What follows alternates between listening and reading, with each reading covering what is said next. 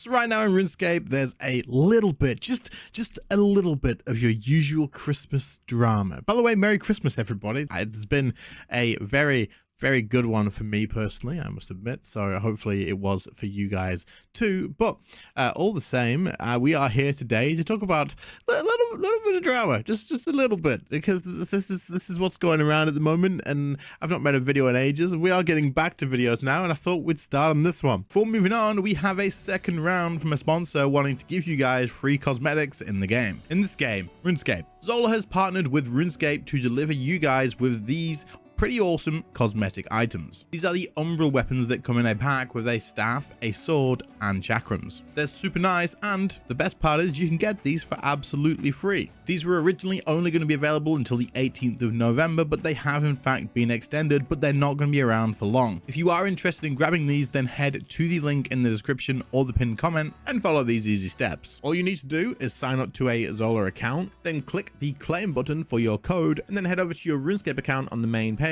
to redeem your code to get these items in game nice and easy. The easiest and safest way to do this is to click on account settings from your RuneScape in-game lobby. This just guarantees you end up on the correct page. Log into your account and then enter the code here to redeem it, and then boom, done. You have these unlocked in-game, ready to use. Anyone who knows anything about fashion in RuneScape knows that purple is the way to go. Get your hands on these while you can. It is absolutely free and only takes a minute to do so. So thank you Zola and RuneScape for making this collaboration possible and giving everybody these for free. I don't know if you guys just saw that actually. Let's go back to the lobby real quick. In the lobby, MTX is definitely the season for MTX right now. So we have the rare Aurora Santa hat available now with wrapping paper. We also have the 12 daily keys of Christmas, and of course there was also an event on recently, I don't know if it's still on now, if they've just removed the advertising for it basically, where you could get double keys if you bought the bigger package, I believe.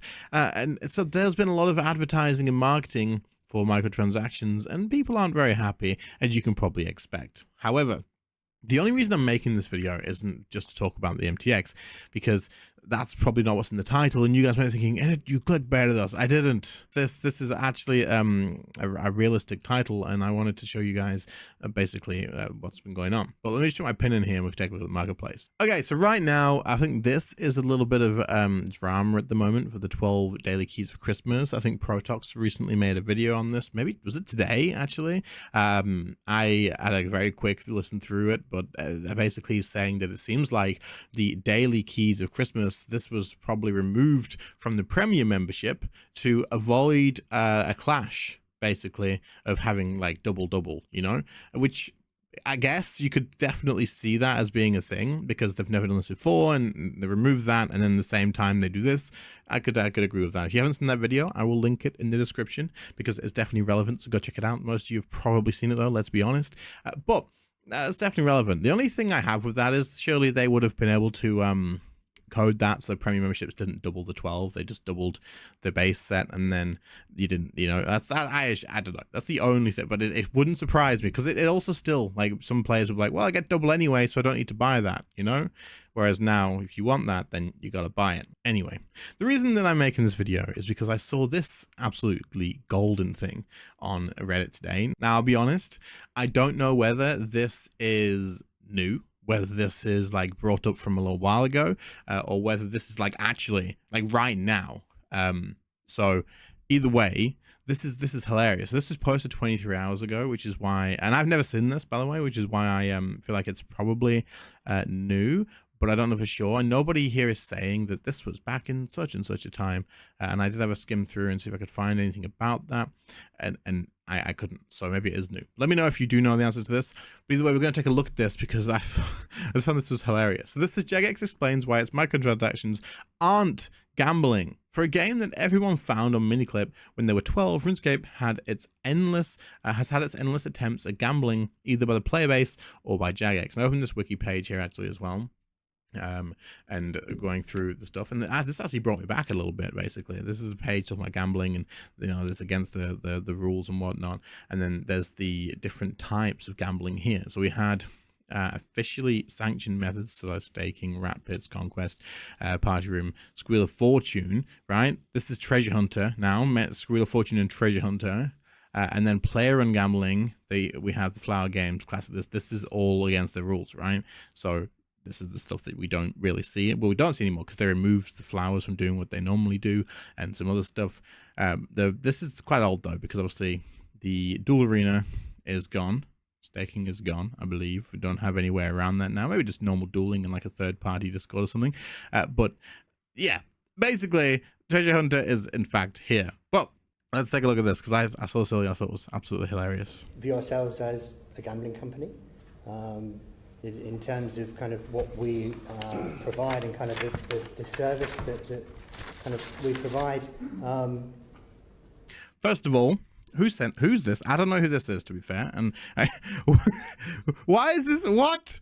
You can't talk, bro. When you can't have something prepared and you don't know how to answer a question like this, like that is 13 seconds of pretty much straight up mumbling and stumbling over your words. Bro, go home, you're drunk, basically. This is crazy. Items that are kind of obtained through purchases or through gameplay that are confined within the game. They can't then be cashed out and sold for real money and the kind of real. That wasn't the question. Are there any elements of best practice to tackle the sort of problems that we've encountered in this example that you have seen in the gambling industry?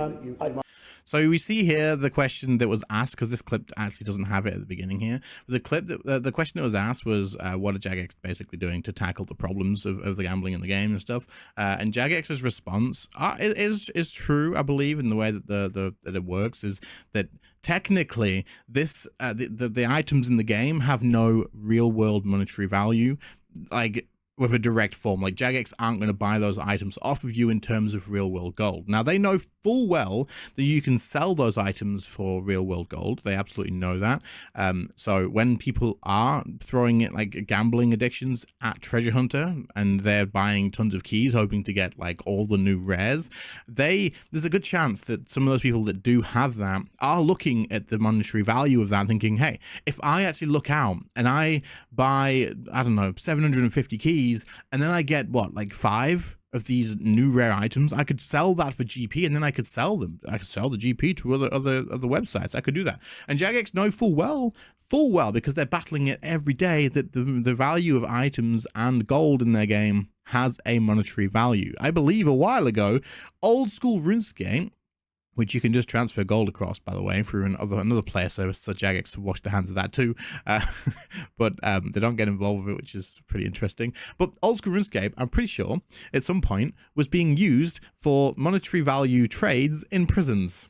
They were using old school RuneScape gold as a way to pay off things in prison. Yep, that's pretty crazy. So to say that the value of the items don't have any monetary value, while on paper, yes, this is true, it's not, and they know it's not. Obtained through within the game. They can't then be cashed out. They're saying here, you can't cash them out.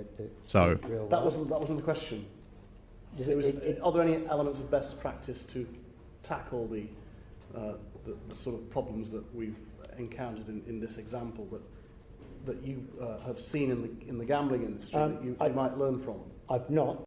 So basically, this person is asking if anything that they might learn from or maybe applying to help deal with the problems, and this is the response that they're going to get. I don't know specifically or even kind of generally what you're referring to in terms of just elements of best practice. Best practice, such as, may I ask? Well, I'm asking you. So this bit here was the bit that caught my attention earlier, and this is kind of where I stopped listening, because I was like, no, I need to save this for a video. Imagine asking the person to give you examples of what you can be doing when you need to be giving those answers yourself. Like, oh, well, can you just tell me like what I should be saying, because I don't actually know. How can you be so unprepared and so unsure of what's being asked here? This is absolutely crazy to me. Like, what do you mean? How can you just ask for the thing and then to get the response of them saying, well, you should tell me, is, I don't know, it's crazy.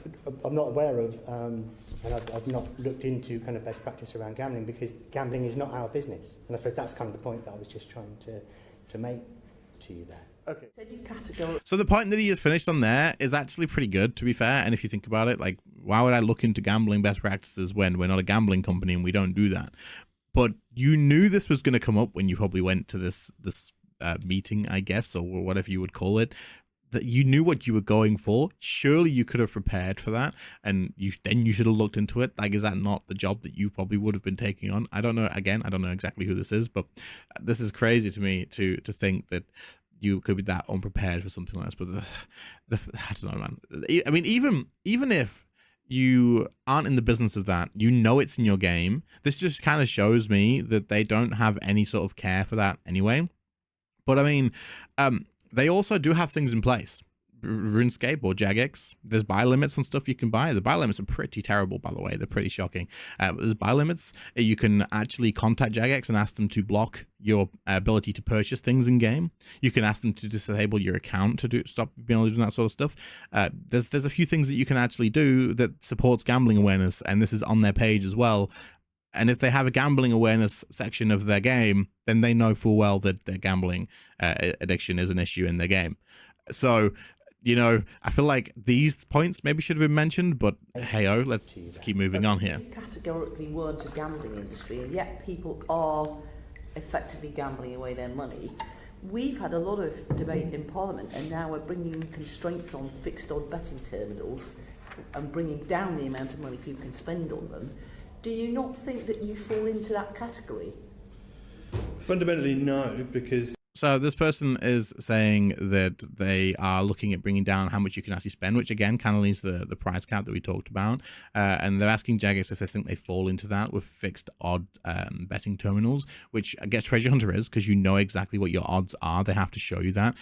So let's see what the response is here. I think for us, as Kelvin mentioned to Mr. Farrelly, the items at which people are purchasing in RuneScape are exclusive to RuneScape. They do not have a real world value. They are items which... But gambling fixed odd betting machines are just about fixed odd betting machines, are the same as you're about your game, but they're all about extracting money from people. But in... So we need this woman needs to be in part of our community, and she needs to like just go work, like, I mean, don't work for Jagex, work for, like, push this on every single company that's take it on this sort of thing, because this is crazy, and that's such a good point, and I'm so glad. Like, the attitude that he gets from this is brilliant, and not just taking the answer and moving on. Love it. Again, not being an expert in gambling, in those examples, there's the real money element to that, which isn't the case for a game like RuneScape. Those items that you're referring to remain within the game. They are only utility for the players that's using them. And as I said, for a very small proportion of our player base are actually at all interested. But they still spent their money in the first.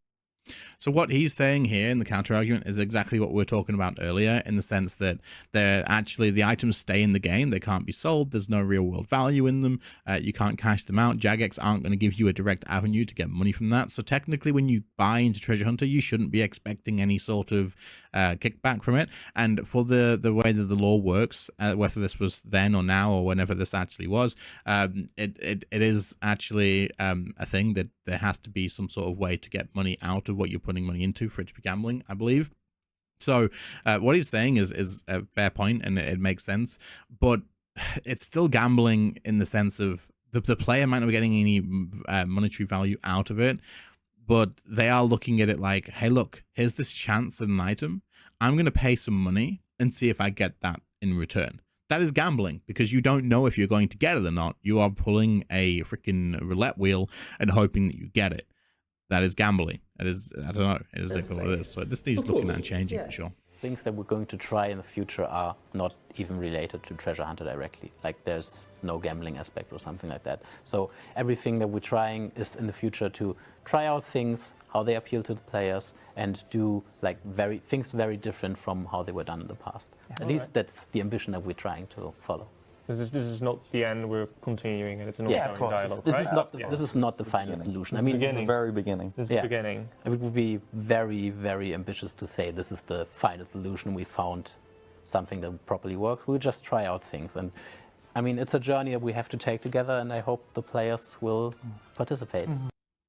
So that is the actual full video of everything there that I wanted to show you guys. But I thought it was interesting all the same, so hopefully you guys found it interesting too. Microtransactions, in my opinion, in RuneScape absolutely are gambling. There's no really arguing about it. Like, I mean, probabilities of getting something is the percentages are here. Oh, well, I spend money for keys. Am I going to get everything that I want straight away? Well, no, because it's not going to happen, you know? That's just the way that it works. I have a chance of getting the different sort of chests here, and in these chests, I have another chance at getting certain items from that tier, and you can spend money to do that. It is absolutely gambling. But anyway, I just wanted to make the video because I thought it was interesting more than anything else. Hopefully you guys found it interesting too. Check out Zola to make sure you grab your cosmetics while you can. Thank you very much for sponsoring this video. And other than that, guys, I appreciate your time, and I'll catch you all in the next one. Let me know what you guys think in the comments. See you later, guys. Bye.